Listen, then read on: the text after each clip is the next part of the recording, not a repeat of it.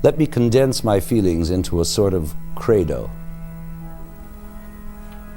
I believe that a great new era of eclecticism is at hand. Eclecticism in the highest sense. And I believe it has been made possible by the rediscovery, the re-acceptance of tonality, that universal earth out of which such diversity can spring. And no matter how serial or stochastic or otherwise intellectualized music may be, it can always qualify as poetry as long as it is rooted in earth. I also believe, along with Keats, that the poetry of earth is never dead, as long as spring succeeds winter and man is there to perceive it. I believe that from that earth emerges a musical poetry, which is by the nature of its sources tonal.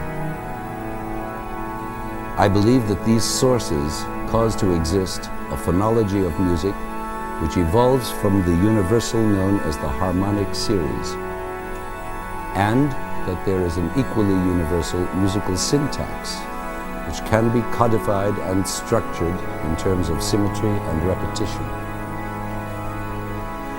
and that by metaphorical operation there can be devised particular musical languages that have surface structures noticeably remote from their basic origins, but which can be strikingly expressive as long as they retain their roots in earth. I believe that our deepest affective responses to these languages are innate ones, but do not preclude additional responses which are conditioned or learned. And that all particular languages bear on one another and combine into always new idioms perceptible to human beings.